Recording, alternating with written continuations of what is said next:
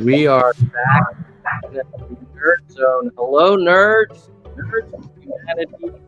I've got Dalton Hunter from the great state of Georgia with me in the Nerd Zone today, and we were on some Twitter thread like probably a week or two ago, or maybe even more, where there's a lot of discussion about Biden and Trump and Dean Phillips.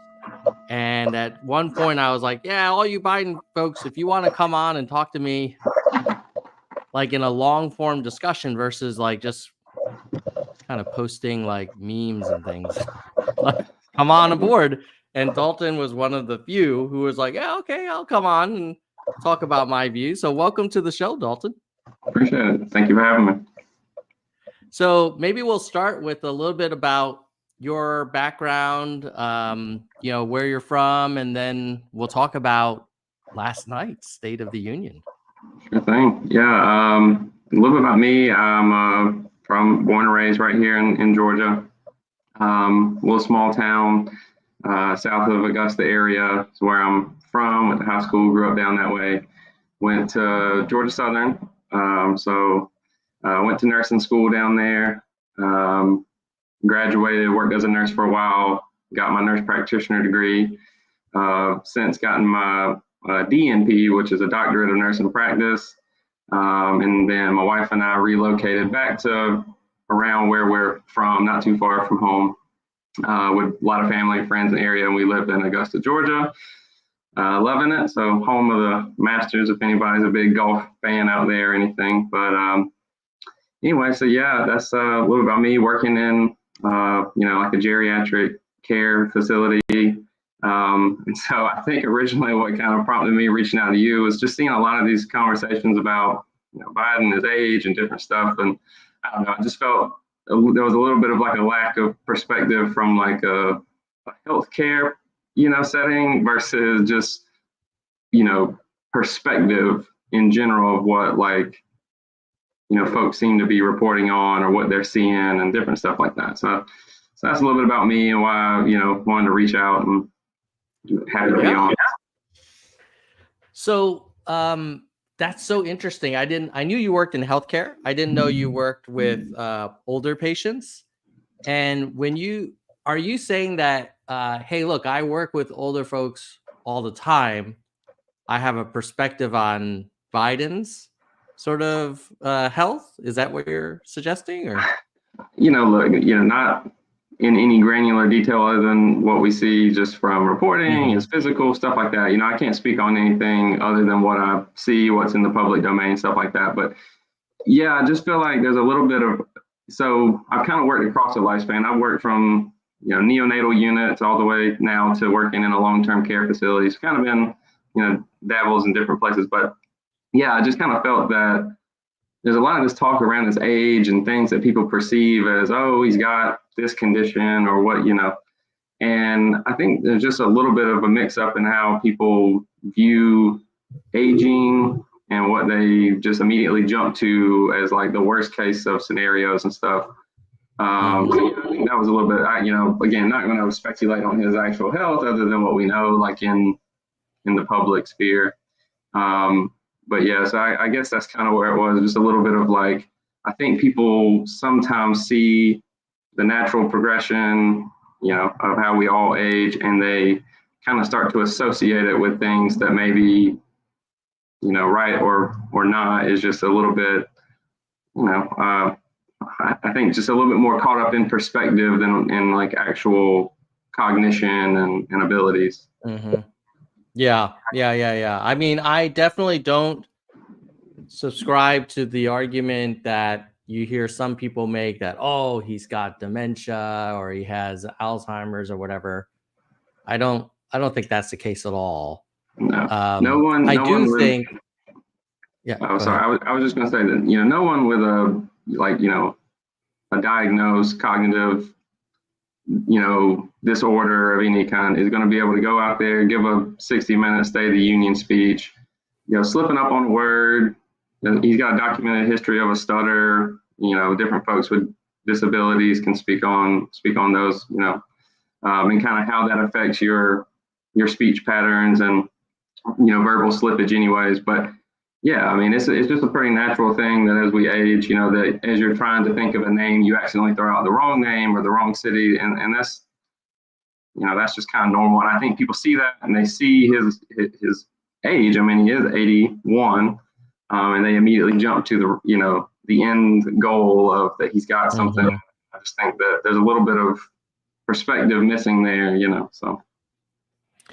Yeah, my take on that is probably a little bit more nuanced, which is I don't think he has any major cognitive disease, but I do think that the presidency of the United States is probably one of the hardest jobs a person can do. And, people who are 81 probably don't have as much energy as people who are, 61 or 41. For sure. And so, I just see him. I think last night, in fairness to Biden, was a very good night for him. Yeah. I watched it, and I'll be honest, I was half expecting something terrible to happen, and I was pleasantly surprised. I was like, "Oh yeah, he's pulling this off." Like towards the end of the speech, I felt like he was starting to get a little tired, but overall, it was a very good performance. There were some moments where he had to ad lib. He looked like he was having a good time. So, kudos to him. Yeah, and that's the thing of it is, no matter what I think, no matter what you think, at the end of the day, like it's going to come down to him. It's going to come down to his team. Like he's going to have to, continue to do these events, go out there and continue to prove it. But yeah, I agree with you. I think last night was good. I hope to be able to give a speech and do the types of things at 81 years old that he's doing. I hope when I get there, genuinely true. Like, but I think he did really good. I think last night went a long way. It seemed like it was a bit of a high risk, high reward scenario that he, there was all this talk about it going into it. And I think he did good. Like you said, he was combative. He seemed like he was feeding off of that. There were moments where he was like jousting with, Congress, the Republican Congress folks, and getting them to say like no to their own positions, and then saying, well, great, hey, we're in agreement. And he did that last year, which was crazy. I couldn't believe that they, did it again 2 years in a row. So yeah, it's like he ran the same trick play twice. And it worked. Yeah. So by the way, did you see the Republican rebuttal? I watched a little bit of it here and there. Saw some clips on this morning. A bunch of people making, SNL references and stuff. What I saw of it was just really bizarre, like the cadence and stuff that she was speaking in. Look, as a Southerner, like I get we have our own way with words, but like that was just odd. I don't really understand what she was doing, like trying to drag out every syllable, and it was just odd. I don't really know what the point was there. It just seemed like overperformance a bit. I'm so glad you brought that up because I live in Northern California. We have our own accent here. And I was like, oh, maybe this is just like the way people that's like the Alabama way of speaking. No, but you're saying that not really. No, I mean, hey, us Southerners, we speak a little slower, we're a little syrupy sometimes, but yeah, I don't really know. I think someone tried to, maybe, again, not trying to speculate. It seemed like it was meant to be like for points of emphasis, and it just really kind of ground down. You got to the point where you weren't really paying attention to what she was saying. You were paying attention to how she was saying it.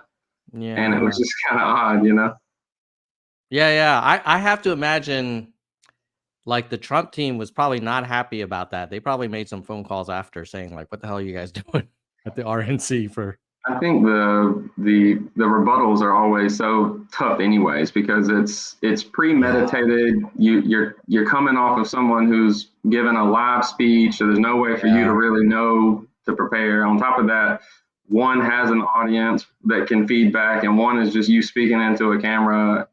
Yeah. So they're always tough. I feel like most of the time when you remember the rebuttals, it's because it went poorly, not not that it went well. I can't remember a good one. Like I remember Marco Rubio's with his like the water thing. water bottle kind of thing. And then I think Bobby Jindal had a really tough one too. Like it's like being on the cover of Sports Illustrated. Like you don't want to do the rebuttal. Like it's the Madden curse of politics is the.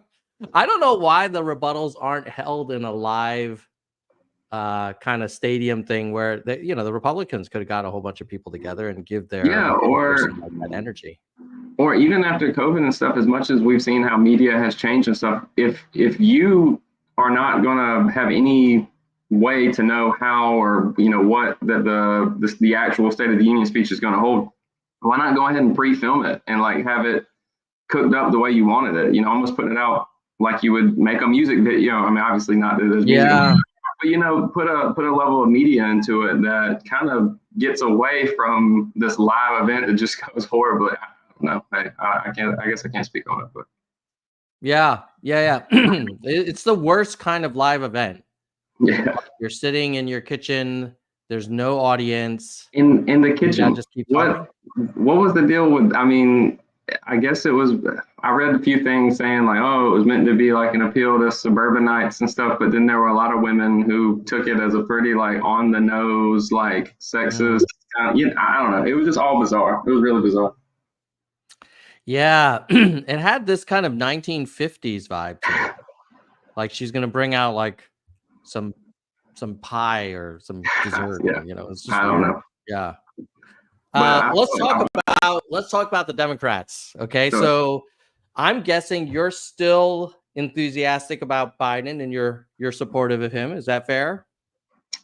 Yeah, I mean, enthusiasm from the perspective, I think, we've corresponded a little bit back and forth before. Like I am who I am. I have my deeply held political beliefs, what I feel progressivism should be and how we should try to help people, how we should, it's the government's job and our responsibility as, altruistic citizens to try to like give back, to try to help others, whether it's people of color, the less fortunate, women's equality, things like that, climate change. So at the end of the day, like, yeah, like, I am a Democrat. And I just think that in this, to me, the answer for this year is, are you pro-democracy or are you not? And I mean, we've kind of seen from this current iteration of Trump and this MAGA movement stuff, like they don't really, I'm not trying to speak towards the supporters and stuff, but like he doesn't care about democracy. We've seen it once. He tried to subvert, the will of folks a few years ago. And I have no doubt that given the opportunity that he wouldn't do it again. So at the end of the day, yeah, I mean, whatever qualms I have about Biden's age or, certain things I might disagree with policy wise, at the end of the day, the vast majority of it's going to be where my politics are centered and how I feel I want the world to be for me, my wife, my, hopefully future children, stuff like that. And, he's the pro-democracy candidate, and there's only really two candidates with a shot to win. So that's kind of where the buck stops for me. What are you hearing anything about RFK Jr. in Georgia? Any action there from your neighbors or anything? From my neighbors and stuff? No, absolutely not. Because I'm a political junkie and I read the news and watch every, yeah, but, I have, but not from any just anecdotal, no one that I've come across. I haven't seen really a social media post with like friends, family, anything like that. I think the third party stuff is always a little hard, right? Because at this time, they tend to poll a little bit better than they ever turn out to do in a general election anyways. But in this era that we're in, where these elections are so close, like the slightest little margin, yeah, I mean, it worries me a bit. But as far as have I seen anything about him? No, not on a personal level. Yeah, you mentioned some policy disagreements. I'd love to talk about that because, of course, for me, his readiness to be a strong candidate and also commander in chief, for the next 5 years, like, is important. But I also personally have some policy differences with Biden, and I'm curious what are the areas where you kind of see a little differently than he does? That I, would say I would have some alignment with. Mm-hmm. I mean, really, I'd like to see, I can't really say it's disagreements. I think we're still getting into this point of this kickoff of the 24 laying out the vision. We saw some of that last night with, his, policy plans for, tax code reform and trying to raise revenues to cut the deficit and, tax breaks for folks for, new housing development and helping new homeowners, stuff like that. I would just say areas where I would like to see a little bit more clarity, maybe even a little bit of a callback to some of the 2020 stuff. I'd love to see, a public option program for healthcare. I mean, I'm a nurse. I'm a nurse practitioner. That's kind of what I do. And to that point, we've made a lot of progress. I think last couple of years, the uninsured rate is now at, a pretty historic low. So he's made strides. I think I would just like to see a little bit more of that, overarching, this is my vision. Give me, 4 more years, no matter your qualms with me. And this is my vision for how I want to help folks. So something like that. I'd like to see him be a little bit more progressive on, marijuana policy. I think that's something that would appeal to some of the, type of voters that he's going to need to speak to, younger folks and, more working class folks. I think in 2020 he was very, on this platform of decriminalization, but having him come out full throated for, a legalization, I don't think that would be a terrible thing. It tends to poll pretty well when you ask most people. So little areas like that. Nothing I would say I have like a disagreement. I just would like to see a little bit more of this clearer vision and maybe take a couple strides in a few areas. So. Yeah, let me share with you where I have the most daylight between myself and where I think Biden is going, and it'd be kind of fun to get your thoughts on these topics. Sure. So first is the border.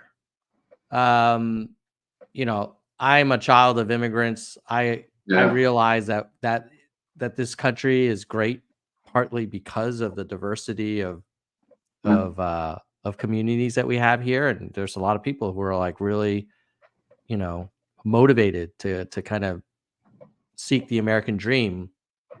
I also think that we've never seen this number of border crossings, and I think it's like up to millions per year now. And at some point, you've got to figure out like a more organized way to handle your immigration than just like, oh, come in, claim asylum, and please come back 6 years from now for your hearing. Yeah.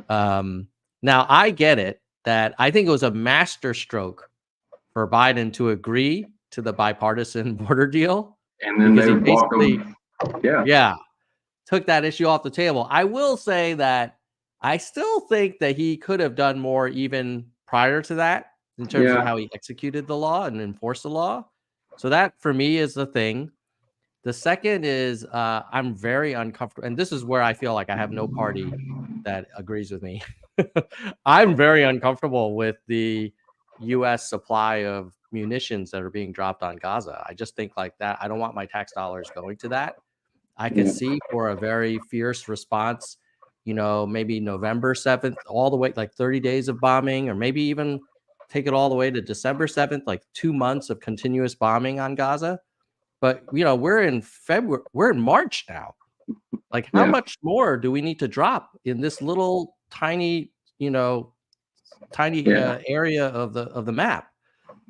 So those are my two biggest. The third one is not as big of a deal. It's like I have mixed feelings about the student loan forgiveness. I would rather reduce the cost of higher education and put more funds towards professional education or trade education than necessarily more 4-year residential kind of college loans. But so those are my policy kind of differences with Biden. Where do you stand on those things? They're completely unrelated, but I think in my head, the way I'm able to kind of differentiate between immigration stuff and then the situation with Israel and Gaza is that particularly with the immigration stuff, has he done a good enough job? Probably not.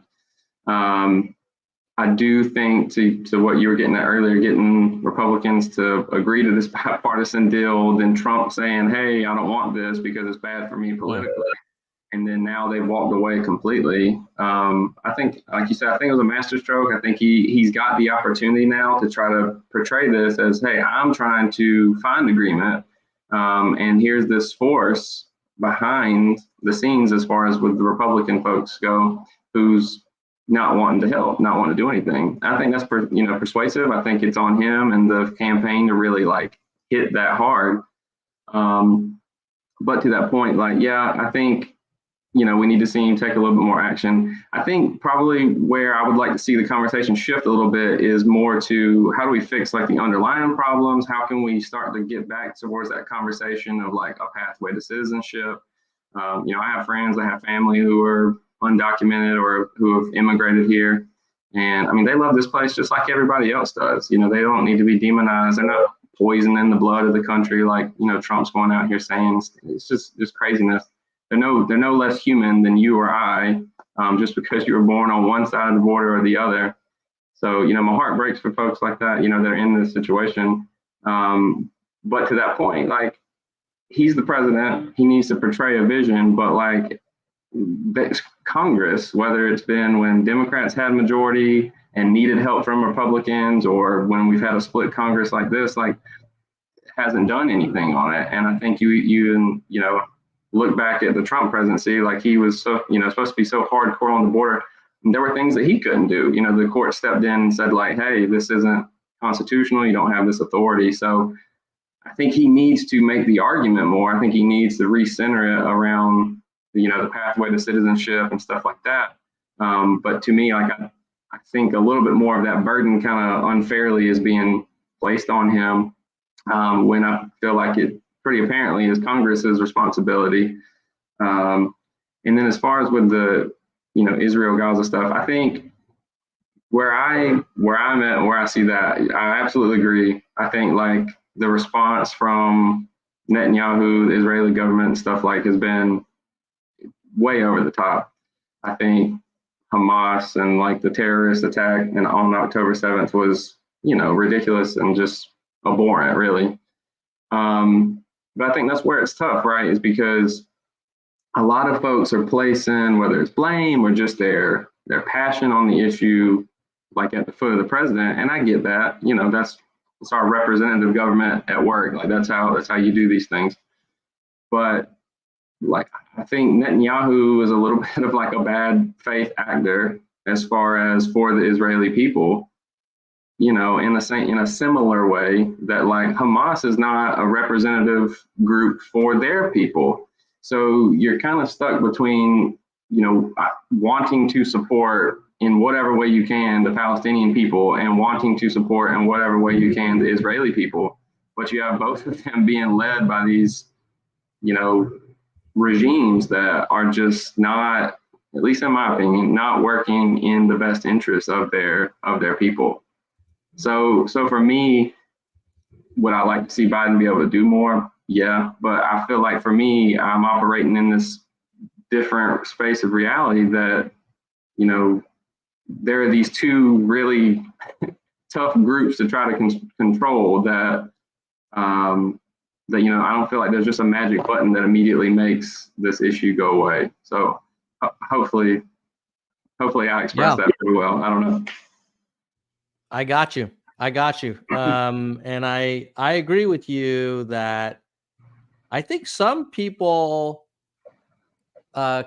assume that Netanyahu equals Israel, but like he's not the most popular guy in Israel. No. And I think to that point, there's been a lot of reporting and stuff that seems to suggest that he is finding it in his best interest to keep these issues going, to keep the war going, because it's kind of given him cover. He's so unpopular, it seems right now that, if a snap election were to happen in Israel, I'm not, I don't know their government to the same level I do ours, but that a lot of people think he'd be out of power. So he's got this self-serving interest in the same way that the Hamas terrorist group has a self-serving interest, and neither one are doing what's right for their people. And that's the part that's heartbreaking. Would I like to see the president do more? Would I like to see whoever do more in the world? Yeah, absolutely. I just think for me, kind of like I said earlier, no matter my squabbles and like the issues I might have on certain domestic policies or foreign policies, I do fear for what would happen if we wound up in another Trump presidency where the guardrails aren't there anymore. So for me, it's a little bit of, don't let perfect be the enemy of good, right? Like I can't make a perfect scenario. So if this is what we got, then I'm going to do everything I can to try to make sure that Trump doesn't end back up in the White House. So.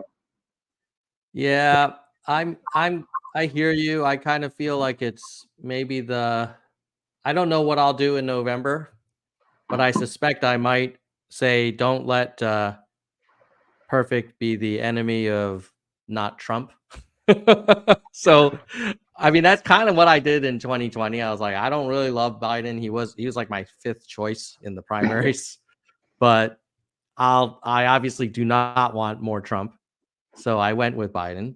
This time I was really hoping for a really good primary. And I was hoping Biden would call it a one-term kind of legacy, but here we are. Looks like he's going to be the nominee. So yeah, and we have our choices. I feel that. I think everybody has their West Wing scenarios. Oh, who's going to step up and who's going to do whatever. I think once he announced last April, which at the time it was like, okay, is he going to announce? Is he not going to announce? We'll see. And then once he did, it was like, all right, well, we kind of know how these work. Like, presidents don't typically get primaried anymore, not since fellow Georgian, Jimmy Carter. And then we see how that worked out. Reagan went on to, win in a landslide. So anyway, to that point, once he announced, I was kind of like, all right, no matter my squabbles, this is the pro-democracy team. So count me in, I guess. Yeah. We have a couple of questions in the chat, and folks can put some more questions in if they want. Steve Jones makes a couple points. One is, I think this is directed to me. Bottom line, are your policy disagreements worth risking Trump being back for a second term? Probably not. No, well, not worth it. And to give you a little bit of slack, you said what, Northern California, Biden, if there's a scenario where Biden winning California is coming down to your vote, like we're already, in a bad place, you know what I mean? So here in Georgia, like, we need it. We're a purplish swing state now, But, oh yeah, your vote is worth like 10,000 times what mine is. Yeah, for sure. For sure. I don't think the San Francisco Bay Area is going to go for Trump. That's a prediction right there. No. Yeah, and so I hear you, Steve. It's a logical argument. I think for me, if Biden is the nominee and he doesn't completely like screw up his campaign, I'll have to vote for him because he's the most likely way to stop Trump. And now the Biden folks are going to say Tom's in fantasy land again. But if between now and August, Biden has second thoughts and he's like, oh, I'm kind of busy. I'm going to focus on just finishing up this first term. Like, I would be very okay with the Democratic Party looking at its bench. We have a lot of great people ready to go. Yeah.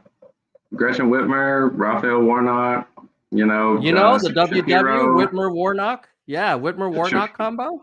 Shapiro in Pennsylvania. There's a lot of great, folks on the bench. I don't dispute that. To me, there was something that I feel like Biden said the other day, and I feel like that point, needs to be stressed a little more. In 2020, primary voters, we all did this whole thing, and we said, okay, who's the one that can beat Trump? And I think at the time, I was with you. I was a Elizabeth Warren supporter for a little while there, and then once she was out, okay, here we go. This is the pro-democracy. This is the team to jump on. But anyway, people were right. I didn't know it at the time. I was a little bit worried myself. I thought, oh boy, here we go. But hey, like the calculus proved true, and he is the only person to this date who has beaten Trump in any election. So I hear that. I mean, to be fair, there's only 2 people that ran against him. well, I'm saying even in the primaries and stuff too. I mean, I know that's a completely different animal, but he's completely decimated every Republican he's ran against, and yeah, I mean, Fair enough. Fair enough. Okay, so Steve had another question. Should Biden refuse to debate Trump unless there are conditions? What do you think about the debates? Some people think that there won't be any debates. What are your what's your take? I've kind of seen folks talking about that today a little bit. I don't know. Not privy to any kind of knowledge of behind the scenes stuff, whatever. I would say this. I would think that, from what we saw last night, how vigorous he was, how, the stamina that he had, to me, if you can get that genie back out of the bottle again and you can do it for 2, 3 debates, whatever the case is, absolutely. I think the only way, Trump, it's not going to matter anyways. I mean, he ran over Chris Wallace as a moderator, who was, at that point, Fox is one of their big time folks anyway. So I don't really know that the moderator is going to make a difference.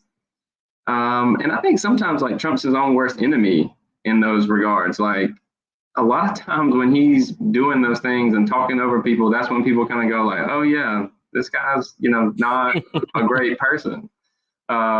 So I don't know. I think if I was the Biden campaign, if I had any doubts, if I was him and I had any doubts about, debate and stuff like that, then I don't think I would be running this campaign.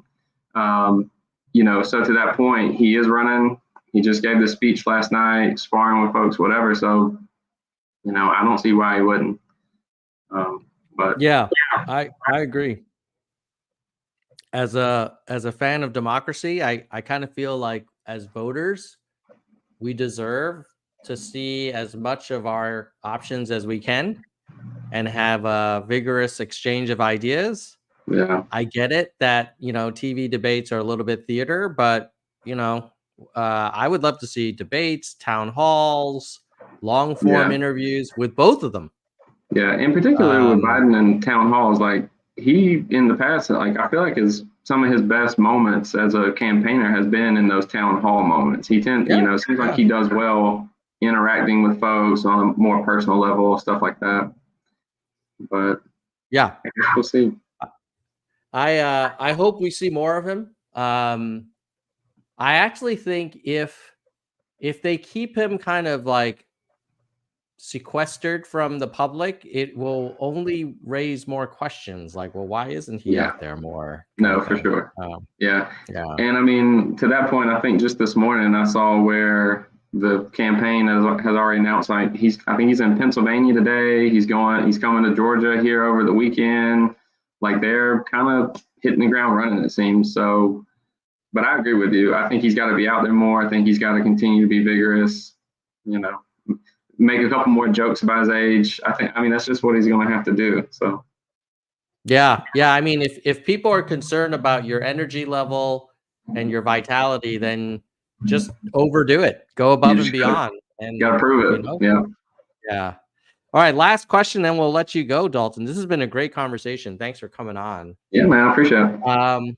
Yeah. From Nikolai, what are your thoughts on basic income, and the VAT tax crime, deaths of despair? This seems like a lot of issues there. Yeah, there's a lot of them. I'm just going to go with UBI there. I mean, just going to say again, I'm a healthcare, worker, not a math, not a, money guy anyway, but I've seen, different results from pilot programs and stuff. I got a couple buddies who I've one friend in particular who was a big Andrew Yang supporter, in the primaries in 2020, stuff like that. I figured that was up your alley, Tom.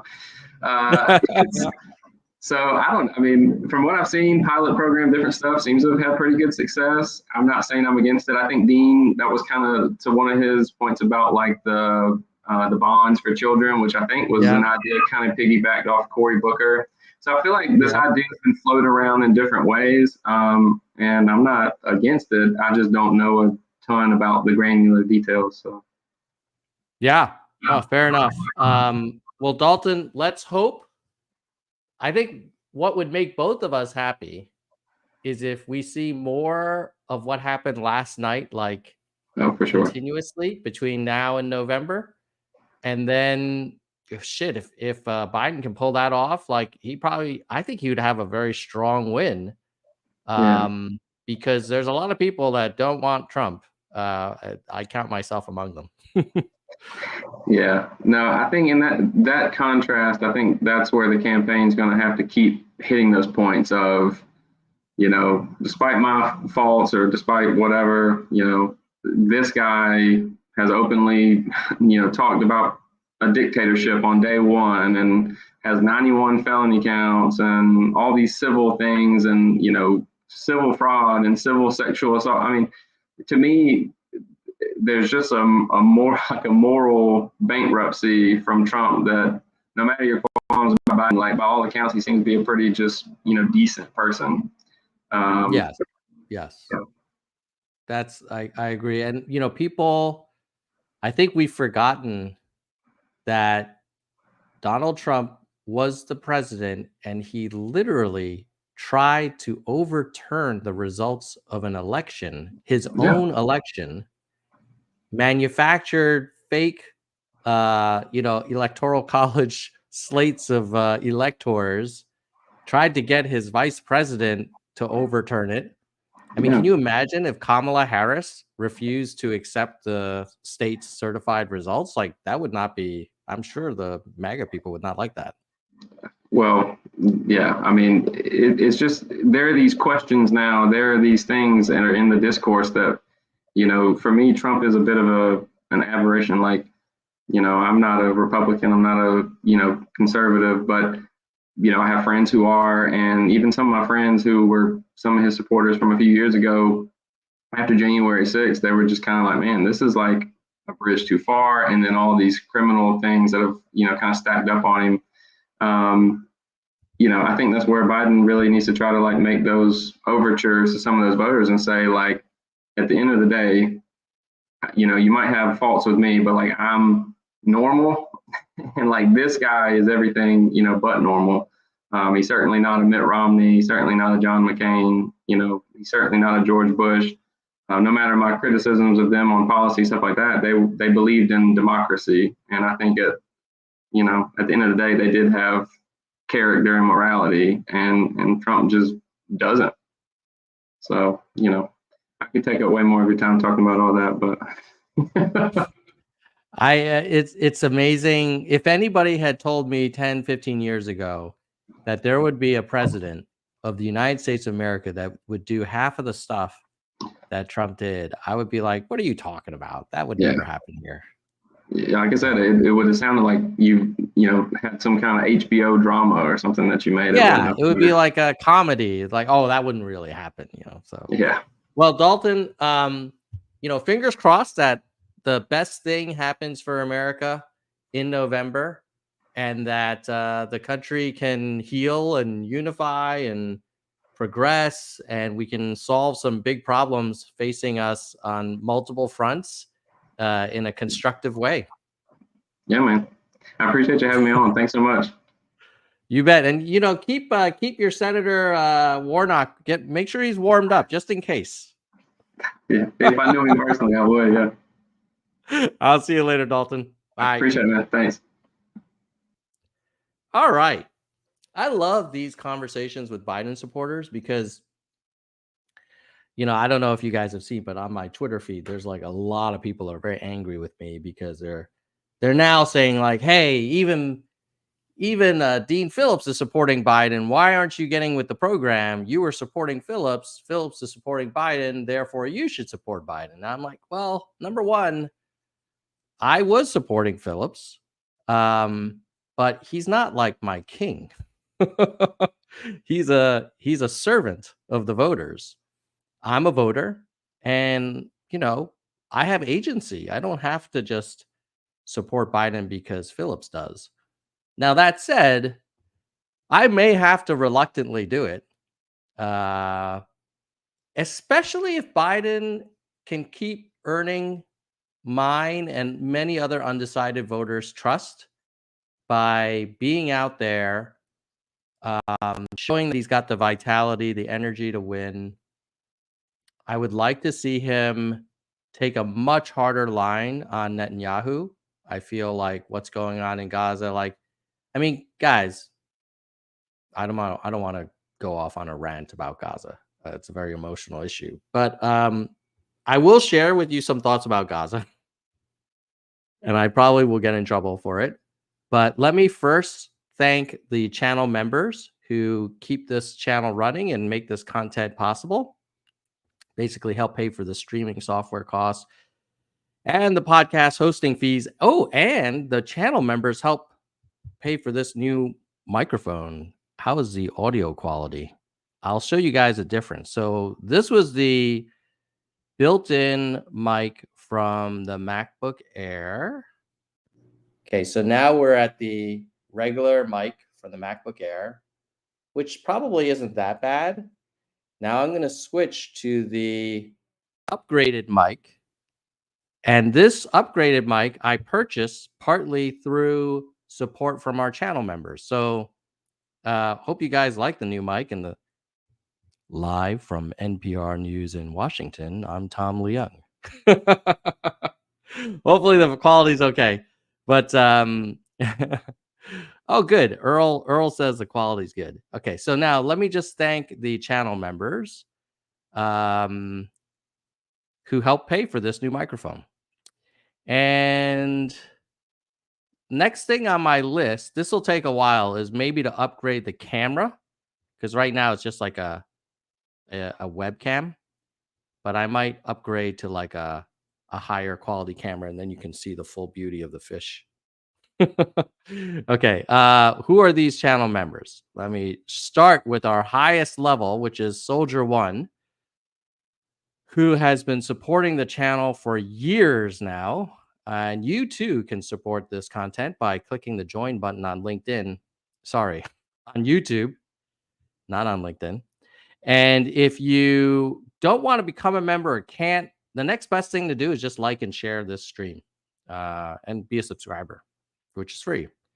Okay, next level after Soldier One is Kristen Slevin and Bike, our vice presidents. Kristen is at 50 months of supporting Nerds for Humanity content. Next level is Hardcore Nerds. Gene, David, DK, Jackalego, Mr. History, Mona, Vaughn, Yang, Dean, Galessa, Jay Perrin, Dana, Jason, Daniel, Mickey, Yoda, Jackson, Unkiyu, and Barbara. Only 6 months old. Sorry, 6 days old. Brand new channel member. Love it. Thank you, Barbara. And then here are verified nerds, and I'll scroll through these guys. And that's only $1.99 a month.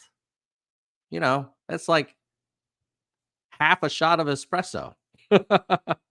Okay, so let me talk about Gaza. I can't tell mic quality unless we get a gong. All right, well, let's whip out the gong and where the hell did they put it? Kids. Don't you love it when your kids move all your stuff? I've had the gong. Now, I think for the gong to have its full beauty, I have to turn off the noise reduction. Echo cancellation. Okay, here we go. You guys ready for the gong? Here's a gong with the new microphone.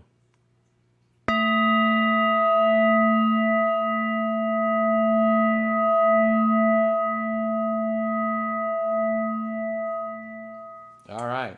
So hopefully you guys enjoyed the new gong. Hopefully it sounds more vibrant, as BTS is saying. Okay, so Gaza. My view on Gaza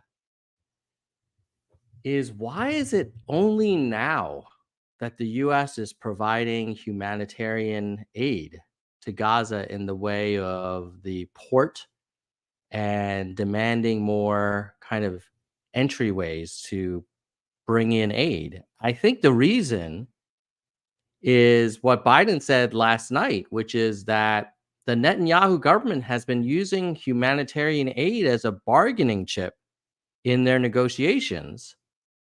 And when you've got millions of people who are potentially starving, um, you know, removed from their housing, sometimes their housing is just flattened. And then you have US taxpayer money going to 2,000-pound bombs and munitions that are being dropped on Gaza for 5 freaking months continuously in response to a one-day invasion. I don't know, man. That just seems crazy. I mean, Gaza square miles, similar to what state? So this is a little tiny strip of land that is the same land area as Las Vegas and is more tightly packed than New York City. It's only 18 square miles. How the hell do you bomb 18 square miles for 150 days continuously? If you can't get rid of Gaza, get rid of Hamas by then, how is continuing to bomb Gaza for another 5 months going to change anything? Like, it would seem like those tunnels are very effective. And if you want to go in there and battle them in the tunnels, that's one thing. But bombing the crap out of everything above the tunnels, I don't know. That just seems a little extreme and over the top. And I just don't like the idea of America being associated with that activity. I'm all for the Iron Dome. I'm all for defense. I'm all for responding to any additional Hamas invasions of Israel territory. Then we'll bomb them all till there's nothing left. But until that happens, you've got to give peace a chance. You have to have conditional ceasefires. So, any rate, I know I'm blabbering on. Oh, I forgot my wrap up music. So, what are my top 3 takeaways for you? Number 1, Dalton, good guy. He's a reasonable Biden supporter, and he's like, hey, get with the program. It's either Biden or Trump. And in fairness, given the State of the Union, like, I'm a little bit more warming up to the idea of holding my nose again for Biden. I would like to see more of Biden. I'm not convinced that he's got it in the tank, but if we see like what we saw last night for the next few months, like, well, we might have a landslide for Biden. But if Biden has a major stumble and he says, I'm not going to run for re-election, and his delegates at the convention are unbound, and they chose like a Whitmer Shapiro or a Whitmer Booker or a Whitmer Warnock, I'd be very okay with that. But let me know in the comments what you all think. And thanks for tuning in. And don't forget to like, share, subscribe, and comment below if you had to get a non-Biden Harris ticket for the Democratic Party. Let's say Biden changes his mind and the convention, we have to pick someone else. Is it Whitmer Warnock for you, or are you a Newsom person? Or would you want to see like Klobuchar, Shapiro, Pritzker? I mean, there's so many. Let me know in the comments below. Bye, nerds.